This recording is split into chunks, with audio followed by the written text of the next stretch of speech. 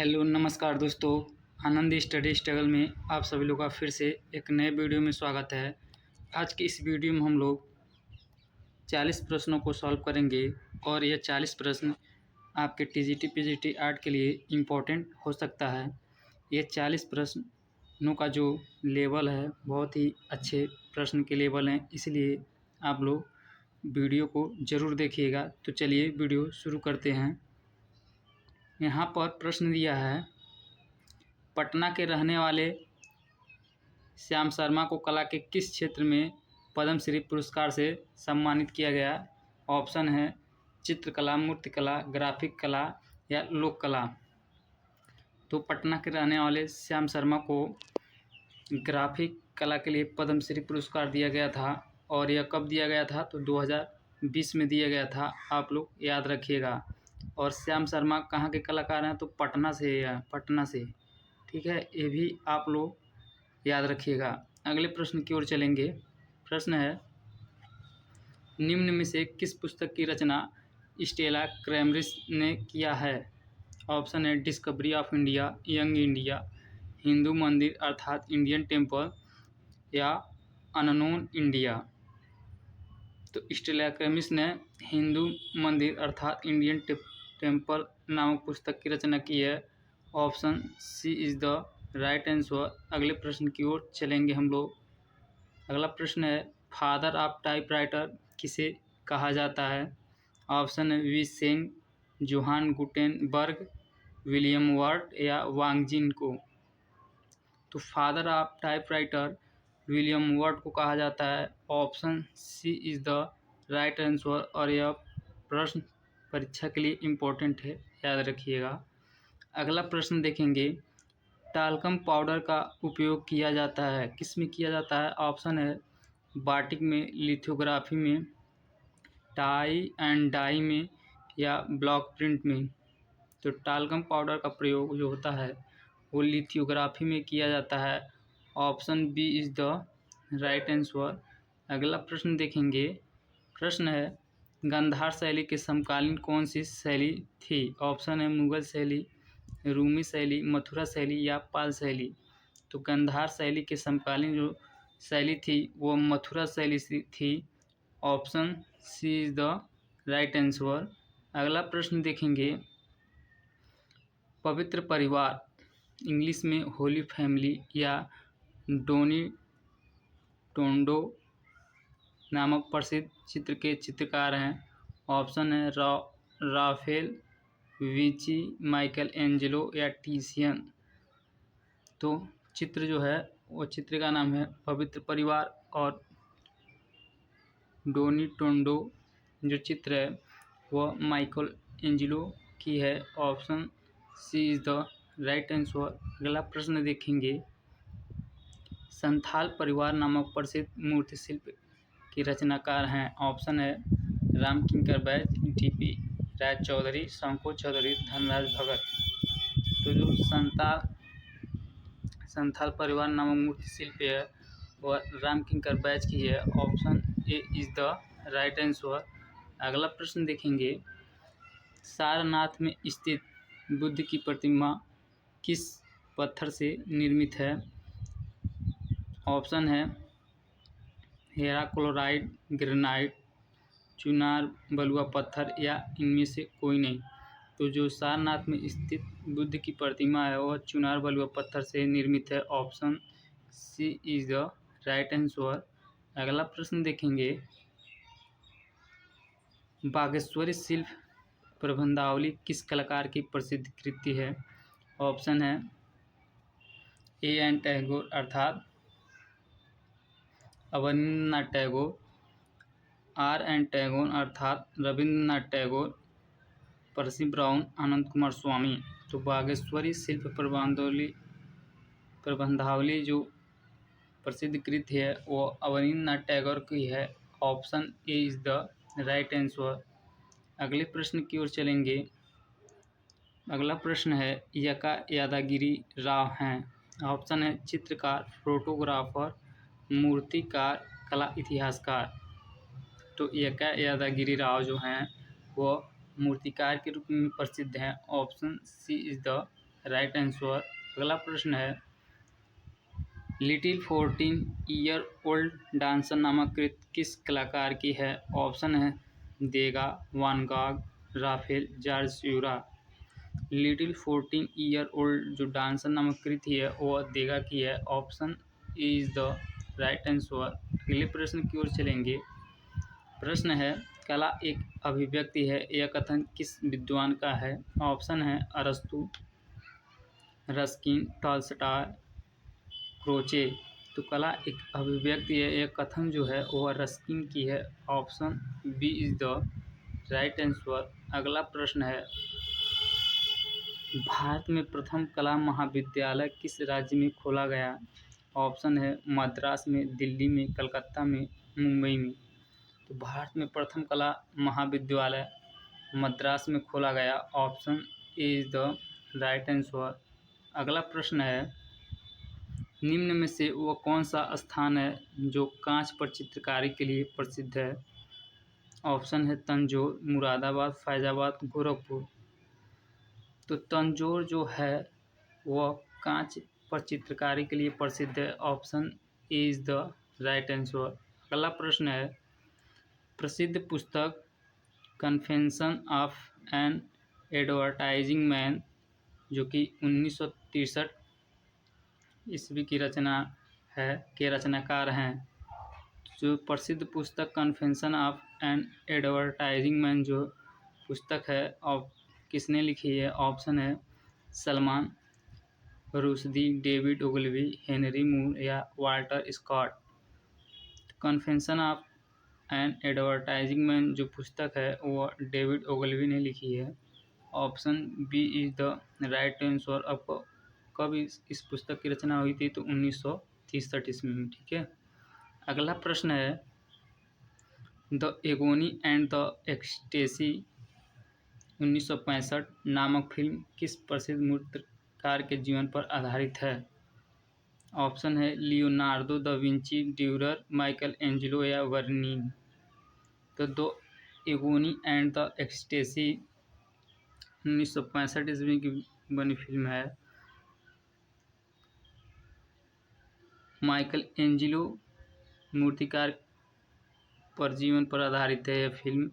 Option C is the right answer. और film का नाम है the agony and the ecstasy. ठीक है, ये भी याद रखिएगा। अगला प्रश्न की ओर चलेंगे हम लोग। प्रश्न है जख्म नामक कृति के रचनाकार हैं। ऑप्शन है सोमनाथ होर, कमल कृष्ण, शंको चौधरी, डीपी राज चौधरी।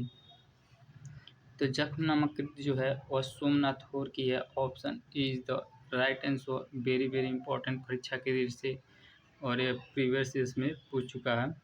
अगले प्रश्न की ओर चलेंगे। वर्निनी किस शैली का प्रमुख शिल्पकार था? ऑप्शन है पुनरुत्थान काल का, घनवाद काल, बरोक शैली या प्रभाववाद शैली। तो वर्निनी जो था वह बरोक शैली का प्रमुख शिल्पकार था। Option C is the right answer. अगला प्रश्न की ओर चलेंगे। फेज अल्टरनेटिव लाइन का उपयोग किसके लिए है? ऑप्शन है टीवी पर सूचना प्रसारण हेतु, रिकॉर्डिंग हेतु, फोटो भेजने के लिए, दृश्य संप्रेषण हेतु। तो फेज अल्टरनेटिव लाइन का उपयोग टीवी पर सूचना प्रसारण हेतु के लिए है। Option is the right answer. अगले प्रश्न की ओर चलेंगे। डिवाइन कॉमेडी के लेखक हैं। यह 14वीं शताब्दी में लिखी गई है और पूछ रहा है डिवाइन कॉमेडी के लेखक हैं। ऑप्शन है स्यूरा, रेम्ब्रा, राफेल, दांते एलिगियरी। तो डिवाइन कॉमेडी के जो लेखक हैं वो दांते एलिगियरी। Option D is the right answer. अगला प्रश्न है लिबिडो थ्योरी किसके द्वारा दी गई है? ऑप्शन है मैसेचियो, दांते, सिंगम, फ्रायड, हिंगेल। तो लिबिडो थ्योरी जो है वह सिंगम फ्रायड के द्वारा दी गई है। Option C is the right answer. अगला प्रश्न है निम्न में से एक प्रसिद्ध ग्राफिक कलाकार है। ऑप्शन है कमल कृष्ण, पीवी जानकी राम, रेम्ब्रा या तीनों? तो कमल कृष्ण जो हैं वो ग्राफिक कलाकार हैं। Option is the right answer. अगले प्रश्न की ओर चलेंगे हम लोग। रौद्र रस किस रंग से प्रदर्शित किया जाता है? ऑप्शन है लाल, काला, नीला, पीला। तो रौद्र रस का जो रंग होता है वह लाल होता है। Option is the right answer. अगला प्रश्न देखेंगे। के हैबर के रेखाचित्र किस शैली पर आधारित है? ऑप्शन है लोक शैली, मुगल शैली, दक्षिण शैली या इनमें से कोई नहीं। तो के हैबर के जो रेखाचित्र हैं वह लोक शैली पर आधारित हैं। Option is the right answer. अगले प्रश्न की ओर चलेंगे। प्रसिद्ध चित्र अंतिम भोज, इंग्लिश में लास्ट सफर, किस पाश्चात्य कलाकार की कृति है? ऑप्शन है Raphael, Leonardo da Vinci, Titian, Frans Hals. तो प्रसिद्ध जो चित्र है अंतिम भोज, इंग्लिश में लास्ट सफर, यह लियोनार्डो दा विंची की कृति है। Option B is the right answer. परीक्षा के दृष्टि से इम्पोर्टेंट है, यह आप लोग नोट डाउन कर लीजिएगा। प्रश्नों का लेवल कैसा है वीडियो में आप लोग ज़रूर बताइएगा। अगले प्रश्न की ओर चलेंगे हम लोग। प्रश्न है प्रीप्रेस तकनीक का संबंध किससे है? ऑप्शन है ऑलियोग्राफ से, मूवेबल टाइप में, मुद्रण से, काष्ठ छाया चित्रण से। तो प्रेस तकनीक का संबंध जो है वह मुद्रण से है। Option C is the right answer. अगले प्रश्न की ओर चलेंगे। प्रश्न है 6ठी शताब्दी में मथुरा के एक महान शिल्पकार थे। ऑप्शन है यशोदत्त, महेश दास, केशवदत्त, शिवदास।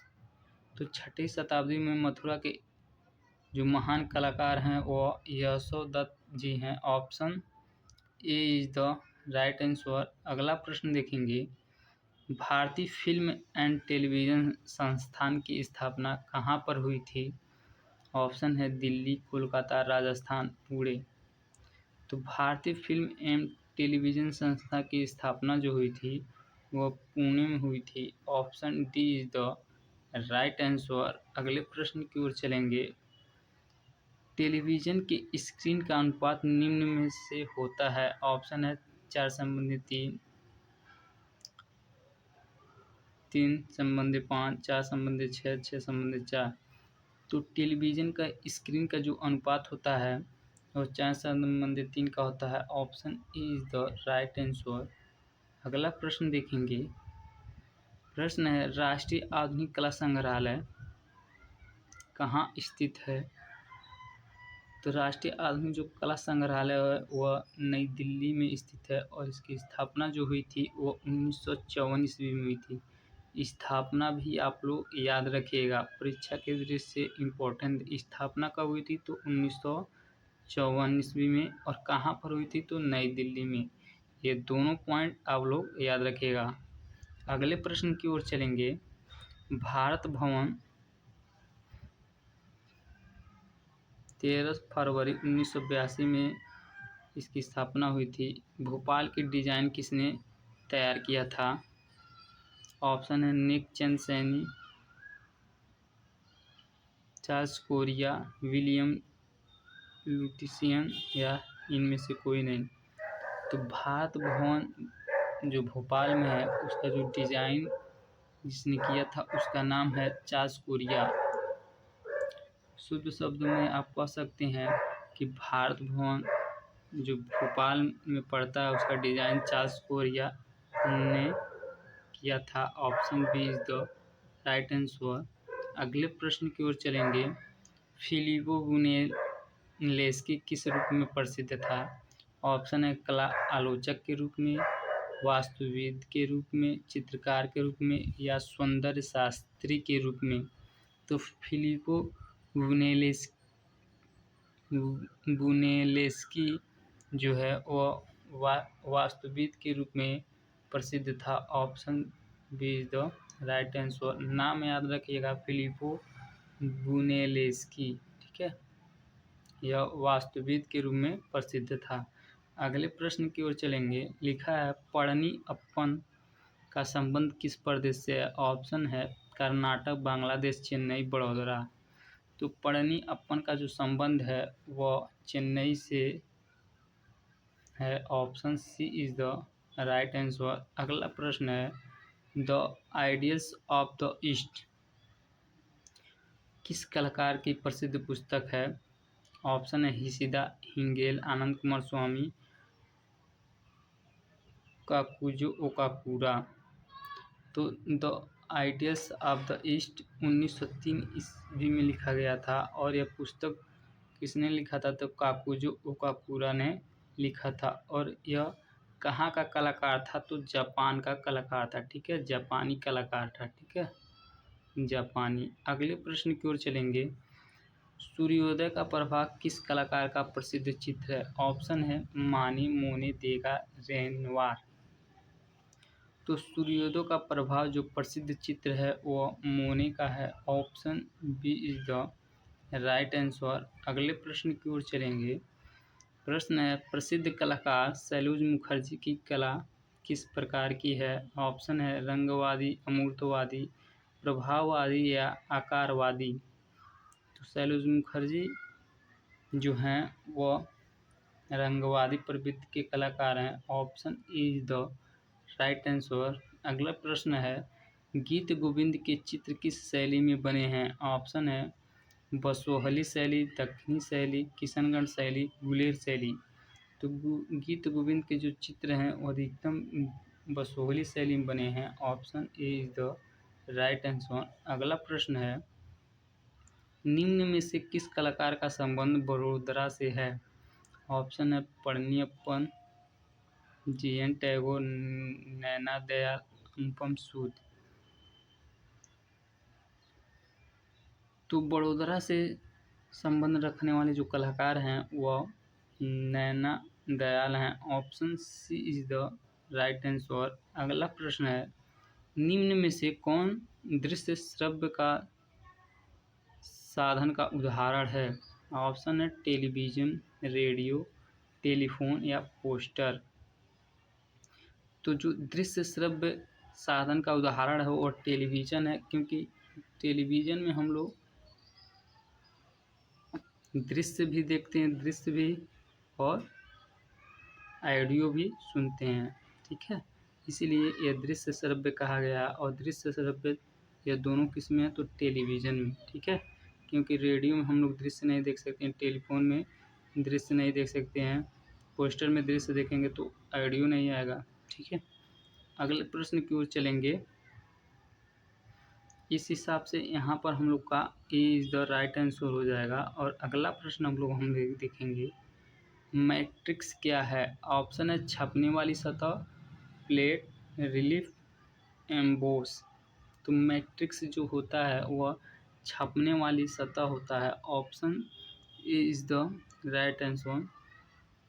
यह थे हमारे आज के कुछ टीजीटी पीजीटी से संबंधित महत्वपूर्ण प्रश्न। यदि वीडियो अच्छा लगा हो तो वीडियो को लाइक कर दीजिएगा। चैनल पर नए हैं तो चैनल को सब्सक्राइब करके बेल आइकन पर क्लिक करके ऑल पर क्लिक कर लीजिएगा, ताकि मेरी वीडियो का नोटिफिकेशन आप तक सबसे पहले पहुंचे। जय हिंद।